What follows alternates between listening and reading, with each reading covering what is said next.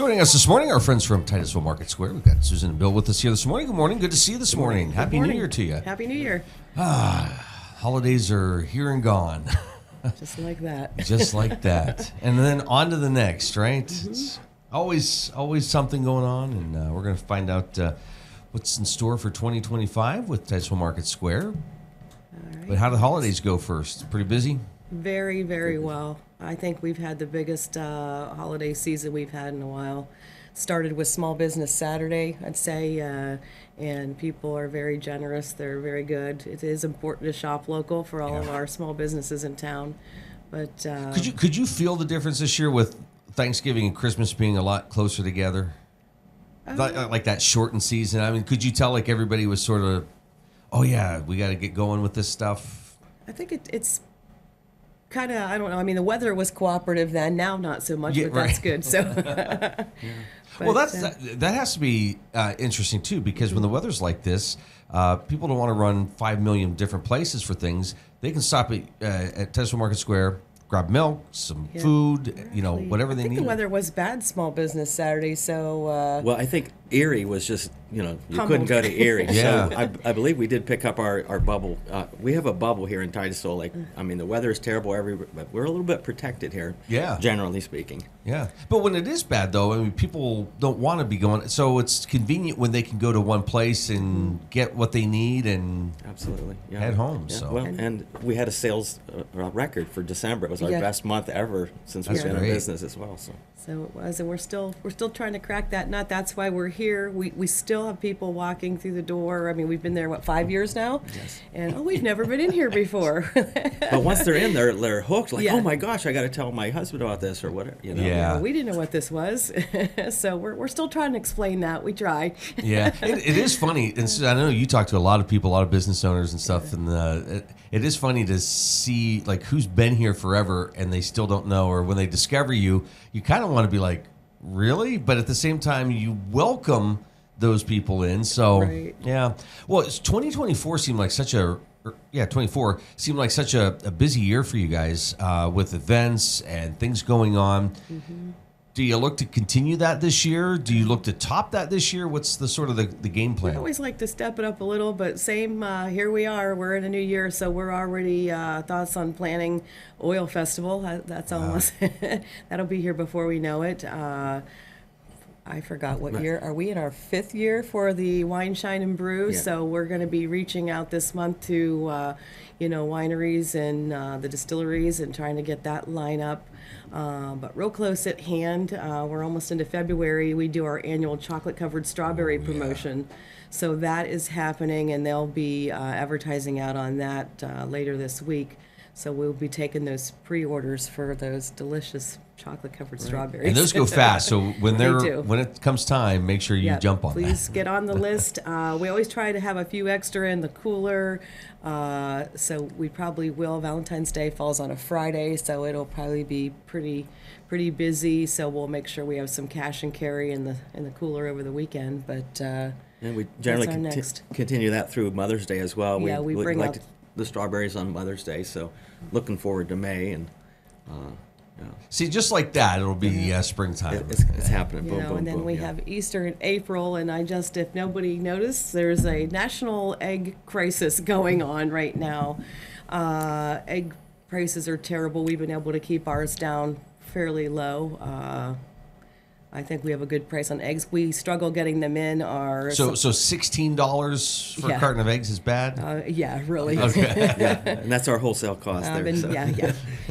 Keeping them under $4, and sometimes I can do white eggs at like $2.99 type thing, and I've been able to find deals through my suppliers.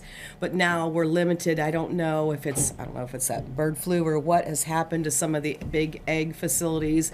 But they're limiting me to like 1 case of eggs per week per brand. So we try to keep getting them in. And we have our local farm fresh eggs, and we can't even, we blow through those like crazy. We probably easily, if we can keep them in stock, go through at least 30 dozen a week. It is so funny you mentioned that, because the other day we were doing something in the kitchen, and Amy's like, you do realize these eggs are like $7 or whatever they were, 6 something. Or I'm like, no, what, really? She goes, yeah, they're back up like really high. Well, come on over to Market Square. Yeah. Right over around the corner. We can beat that. That's fantastic. Bread, milk, and eggs. Yeah. Yeah. Well, I think usually you see them go up like around Easter time because everybody wants to color eggs and all that. But right. this is. It's been crazy. And speaking of eggs, we have some unique. We do quail eggs. We have fresh and pickled. We have a vendor that does beet pickled eggs and hot pickled eggs. They were very popular over Christmas, so I'm anxious for my vendor to see her sales report. Wow. She's probably watching right now. Is that a seasonal thing for you? Or no, it's okay. year round. It's year round, but she did a nice little gift packaging with a tag, and people were like grab and go with those. They make nice stocking stuffers, but very popular item. That's great. The raw eggs as well of the quail eggs, and they're really neat to color. Like for Easter, because they have these spots on them. When you color them, they're just beautiful. So they almost look like marbles. They're really I've had. I've seen those. Yes, so very nice. A lot of fun. So when you get into a new year like this, I mean, do you look at the entire calendar and plop out those things that like the strawberries and Easter and Oil Fest and Christmas? Do you have the whole year mapped out? Or are you doing that? We kind of do. I need that needs to happen this month, off the cuff here. Yeah. But so there's usually something happening every month that we can celebrate. That's great. And in the meantime, you're celebrating, bringing in new vendors, or you've got vendors who are bringing in products. So there's a lot going on in that department. And that's still happening. Bill has a little list there. Yeah, Bill was working. What was it on? Christmas Eve? Well, New Year's? on the 28th of December, I was visiting the antique mall down in Oil City, and I saw there was a coin vendor down there. I grabbed his card, and within 2 days, he was like, "Yeah, I'll come." And he came, and by January 1st, we had him signed up. So we actually had a new coin dealer. We had a coin dealer that was very popular, but he went on his own to his own shop, which is kind of cool. We're like a business incubator, so we're glad that somebody can, but we hate to see people leave. So sure. We had this big coin following, so we got a coin guy back at Brian Bartow from Oil City. Yeah. So we're getting that started. And then we have some cool like organic vendors, like soaps from John Walton is a soap vendor. So we have some unique things like pet treats. We have a restock on that. That's been and popular. They're organic pet treats. A big following on that with our pet people. And I want to talk about like Pot of Gold a little bit. Sure. That's our ongoing vendor for a couple of years. It started out with the chocolate milk, was so popular in the glass bottle. Well, of course, they have expanded and they do ice creams and sherbets. We have a new yogurt product. It's like a 2-pound container. There's our ice cream. We're looking at the screen now. Yeah. A variety of ice creams we have. Yeah, Susan, we were talking about this last week. That is incredible. I mean, the variety. Their homemade ice cream. There's what do we got there? Well, there's I have a list 20 flavors anyway. There's a lot of flavors. I'll just point out a couple. Like there's banana flavor. We have cake batter. We got, of course, chocolate vanilla. We have chocolate peanut butter, vanilla peanut butter. We got coffee, Oreo, just a lot of them. But the basic thing is the ice creams are very delicious. Like any one you get, people say, "What one do you recommend?" They're all good. They just have a great flavor. Even just the plain vanilla, I like. It's just the best homemade vanilla ice cream. Wow, it's great. Yeah.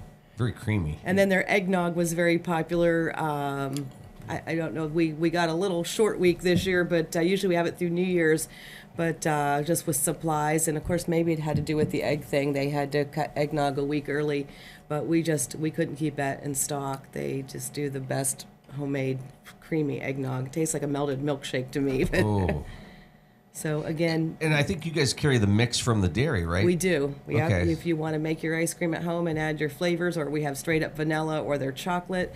We have the 14% mix, which you can make your own. Add your flavors to that for those that have ice cream machines, and it's also very popular. We sell quite a bit of that weekly. Just walking through and looking, into the coolers, I think people are going to be surprised at just the things that they can get right there. And like I said, it's very convenient. I didn't realize, and I look in the coolers all the time, the crescent rolls. Yep. What's the cheeses right above Yeah, that? biscuit. Those are the artisan cheeses. We have another vendor with cheese blocks too. We have a new line of like beef jerkies and beef sticks.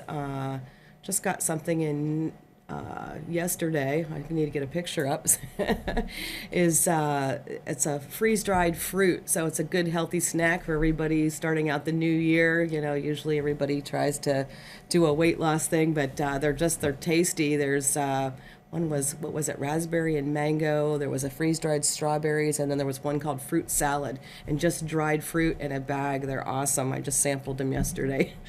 So some healthy snacks there too. Yeah. And, well, first of all, the bottles are awesome. Yeah. And The on top there, containers. though, is, well, there's some pints of chocolate, but drinkable yogurts. People really like those. There's pint bottles of flavored, that's peach there in the photo, but they do red raspberry, blueberry, strawberry, but they like that drinkable yogurt, and it has pieces of fruit in it. They just grab it, take it with them, and Grab and go. Yeah. yeah. Or you grab a bunch of them, and then you get something every day, and you're set. Bill, on the comic book side, what's going on there? What's this year look like in comics? It's looking great. I always promote the Free Comic Book Day, which is always the first Saturday in May. So that's coming up, and it's May the 3rd, the first Saturday in May. What I do is there's like probably 100 different publishers of different comic book brands. Of course, DC and Marvel are the biggest, but there's a variety of publishers, variety of genres of comic books. And I'm ordering them right now, so I order like stacks of all these different at a very low cost, so I can give them out. So I'll be giving away comic books on Saturday, May the 3rd. So make sure you mark that down on the calendar. Mark it down. And I also have just, if you want to come in now, I've got boxes and boxes of comic books, very low price, 50 cents a piece. So you can just come in and just get a variety of stuff for your kids or yourself to read. And there's a lot of like collectible items you can find there as well. Is that difficult, kind of going through and seeing what you want to carry? It is. I mean, you got limited space, but I do the collectible card games, the Magic and the Pokemon. We do have a event we're trying to promote right now. At the last Sunday of this month, January, and the last Sunday of every month, we're going to do a Dungeons and Dragons kind of meeting at our store. We're going to move some fixtures and put a table out, and there's a gentleman that worked at the library that did it there. They're going to kind of set up at our store and try to get people to to play D&D. And I do have all the books and the figures, and you can special order. I have to ask, how do you even start? There's so many books. Like, like if somebody came in and said, "Hey, I'd like to get started in role playing, but I don't know, what's the first book?" Usually, it's the Game Master's book, but it just seems like there's a million books. There are, and that's the thing. If you want to come in, it's kind of like we have a gentleman that's an expert on that. Okay. He'll kind of guide you in the right way. And I do carry just the basic books, the Game Player's Guide, the Dungeon Master's Guide, and the Monster Manual, just the kind of the basic stuff. But there is lots of stuff, and it's just kind of fun to come in and socialize and actually talk to real people instead of looking at a screen and gaming. You can actually you interact with people. And we got all these snacks around too. So you come and you can play, and we got pop and chips and some healthy snacks, and so yeah. You're watching The Morning Drill on Stream TV and on the Armstrong Neighborhood Channel. Our friends from Titusville Market Square with us here this morning. Susan, did you ever imagine, like 5 years ago, that this is the sort of environment that was going to be created, or were you like open-minded to anything that came up? I'm pretty open-minded, but it's nicely surprised me. Okay. So we really, it's just how it's blossomed in just 5 years in a short time. Like we went from 12 to 120 vendors just like that. So it's a unique. It's just like I've envisioned. Really, not really, but he envisioned I it. actually envisioned this about 10 years ago. I'll give him credit. You don't have to. Now that's out there in public. Let me tell you, because I've done the comic book store for 30 years, I've always wanted to be amongst a bunch of vendors. So you have that traffic. And I was planning it somewhere else, but it's different than I exactly planned it, but it's better. It's just nice to be any kind of small business and you're amongst other people. You get a family coming in and just all that milling about, not everybody likes comic books, but your mom and dad are there and they want to do something, they want to see something else. So it's just it's a nice environment for business. Well, but did you ever think, like, I want to make sure that we have a space where somebody wants to come in and play Dungeons and Dragons? Right. That's what we're creating, is sort of this sort of atmosphere. And I've always done it. Even way back 30 years ago, I've had the gamers come into my store, but it's just blossoming right now. So Yeah, that's fantastic. Well, let's talk about that side of it, the vendor side. Maybe somebody this year is saying, this is the year I want to start a business, or I want to do a side business, maybe try to bring in some extra income, but I don't have a location. The headaches of all of that stuff.